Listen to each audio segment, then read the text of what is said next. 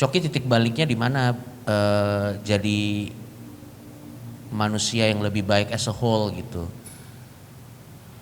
Pertama, sampai sekarang pun gue tidak pernah merasa jadi manusia yang lebih baik. Itu yang pertama. Dan yang kedua, kalau misalnya banyak orang berasumsi bahwa pasti waktu terakhir kali gue ditangkap polisi itu karena penyalahgunaan obat-obatan terlarang, banyak yang berasumsi bahwa kayaknya itu adalah titik balik gue untuk jadi orang yang lebih baik gitu. Sejujur-jujurnya itu tidak membuat saya menyesal.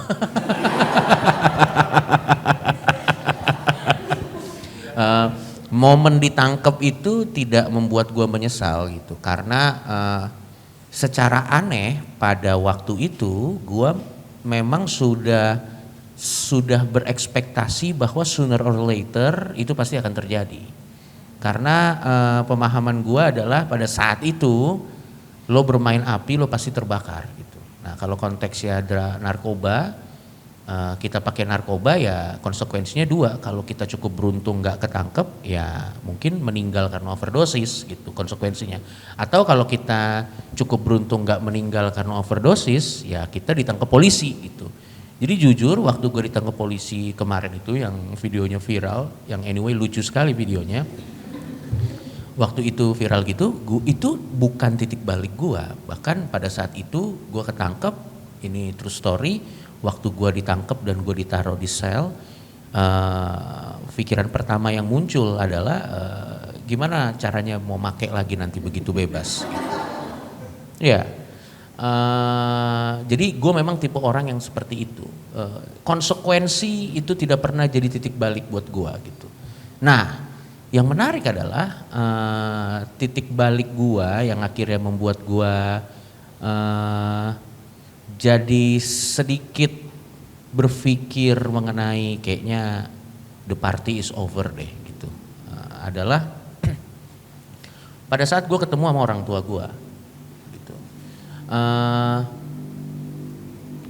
Oke, ini kita tahan dulu di sini poinnya ya. Gua harus cerita dulu konteksnya secara lebih luas gitu.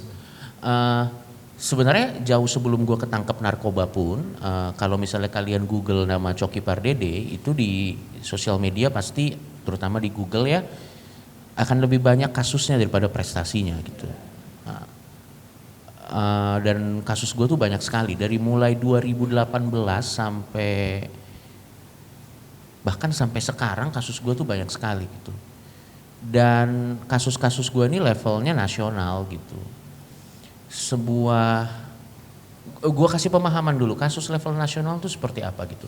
Kalau misalnya lo dibenci dan jadi orang yang tidak disukai di komplek, mungkin lo cuman malu di komplek gitu. Ya mungkin pada saat lo pulang ke komplek lo, ya paling tetangga lo bilang ini nih anak brengsek nih gitu. Tapi begitu lo keluar komplek ya udah bebas kan, orang nggak tahu siapa lo dan yang lain-lain gitu. Nah tapi kalau gue, ini skalanya nasional gitu. Jadi gue mau kemanapun orang tuh ini si anjing nih gitu. Ya levelnya tuh segitu gitu biar kalian tahu. Jadi levelnya tuh senasional gitu.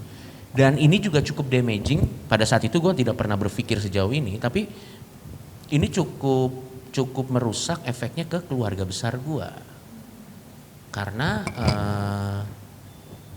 walaupun memang gue secara spesifik tidak pernah membuka siapa bokap gua atau siapa nyokap gua di sosial media.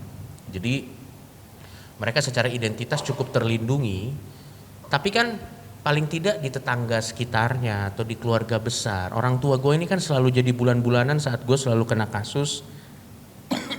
Maaf. Dia selalu dibilang kayak lihat nih anak lo begini, lihat nih anak lo begini, lihat nih anak lo begini gitu.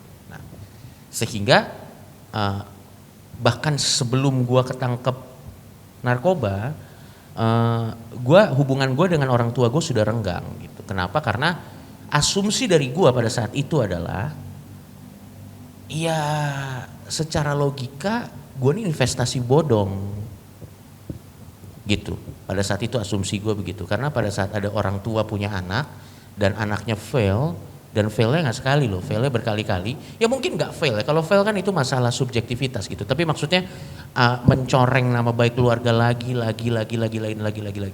pada saat itu asumsi gue adalah ya pasti mereka juga tidak mau berurusan dengan gue gitu. Jadi mari kita bikin ini simple, daripada gue naruh lo di posisi yang sulit untuk ngomong bahwa gue nggak mau berurusan lagi sama lo, gue aja yang burn the bridge gitu.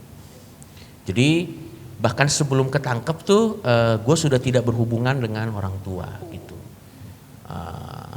Entah gue yang bikin alasannya, tapi lebih dari gue yang burn the bridge gitu. Sampai akhirnya pada saat gue ketangkep, waktu itu akhirnya proses hukumnya membuat gue harus ditaruh ke pusat rehabilitasi. Gue ditaruh ke rehab.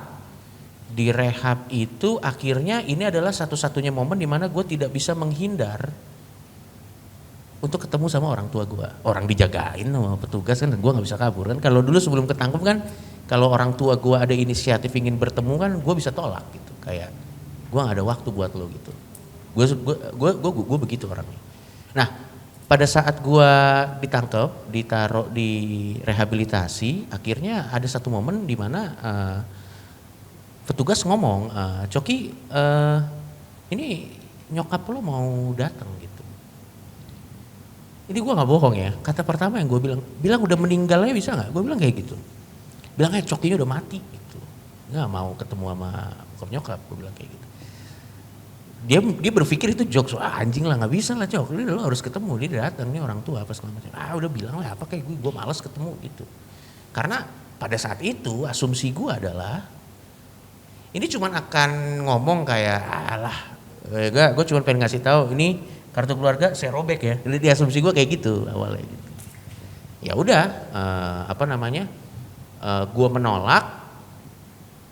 Tapi akhirnya konselor gue pada saat itu di rehab mengatakan bahwa ya apapun itu kayaknya nggak bisa Cok, lo harus hadapi your greatest fear gitu, temuin aja gitu. Oh ya udah, gue bilang oh ya udahlah ketemuin aja lah, karena gue juga nggak bisa menghindar kan. Akhirnya dia datang, nyokap gue datang apa segala macam. Gue udah datang dengan sikap tubuh tertentu, gue udah datang dengan mentalitas tertentu. Sampai akhirnya pada saat datang, gue inget banget kata-kata pertama yang nyokap gue katakan sama gue saat itu adalah Mama gak peduli apapun kata orang, tapi hari dimana kamu lahir itu adalah hadiah terbaik buat mama. Nyokap gue ngomong kayak gitu. Nah di momen itu, untuk pertama kalinya setelah berpuluh-puluh tahun, kayaknya gue agak sedikit melo. Walaupun memang, itu gue juga pada saat itu berpikir kayak, ini asli gak nih? Apakah ini manipulasi? Gue begitu. Pada saat itu sejujurnya begitu. Nah di saat itu akhirnya gue sadar bahwa ya kita gak perlu punya banyak orang yang mengafirmasi kita. Kita cukup perlu ada beberapa orang aja yang mengafirmasi kita. Yang penting dia matter buat kita. Sehingga akhirnya di situ pelajarannya buat gue, di situ jadi titik balik buat gue akhirnya kayak oh ya mungkin I against the world gitu. Tapi ya the world means nothing.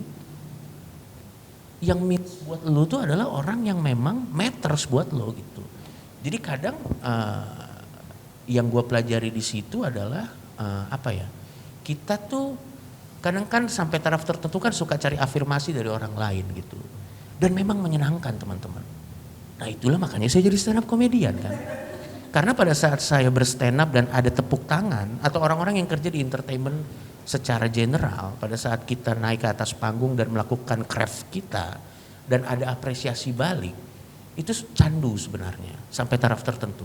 Paling tidak itu yang gue rasakan.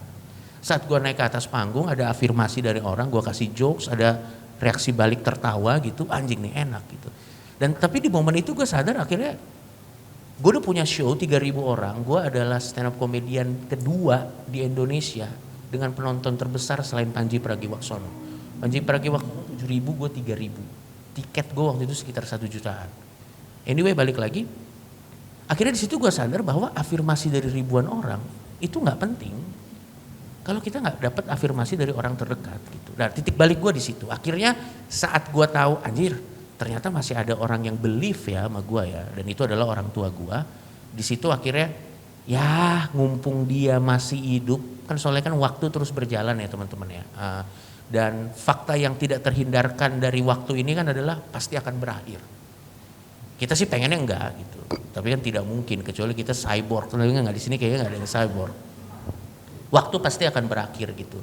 Nah akhirnya di situ titik baliknya adalah yang ngumpung nyokap gue masih ada, setidaknya gue pengen sampai taraf tertentu jadi anak yang tidak, ya yang sedikit, ya nanti kalau dia meninggal gue boleh gila lagi lah gitu, paling tidak gitu.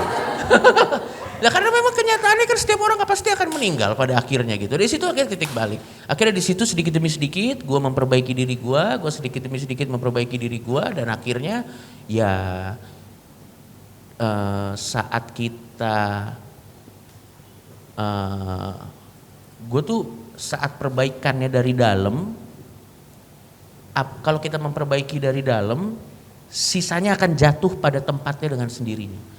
Kadang tuh orang tuh selalu merasa bahwa gimana caranya untuk begini, gimana tuh caranya untuk begini, gimana tuh caranya untuk begini, gimana tuh caranya untuk begini. Sebenarnya dari dalam dulu aja. Jadi saat gue mulai memperbaiki diri gue sedikit demi sedikit dari hal yang simpel aja, rasa tanggung jawab gitu. Yang mana pada saat itu gue merasa kalau bertanggung jawab pasti tidak menyenangkan, tapi ternyata bisa kok bertanggung jawab dan menyenangkan di saat yang bersamaan gitu. Dulu ketakutan gue tuh adalah kalau jadi orang yang bertanggung jawab apakah jadi orang yang membosankan gitu. Apakah responsibility dan fun itu bisa jalan beriring-iringan gitu. Apakah creativity dan apa ya istilahnya ya, dan tanggung jawab sebagai orang dewasa dan disiplin itu bisa jalan. Ternyata sampai taraf tertentu bisa gitu. Nah akhirnya ya udah, saat gue sedikit demi sedikit memperbaiki diri gue, semuanya jatuh pada tempatnya gitu. Dan hal-hal yang baik juga akhirnya terjadi gitu.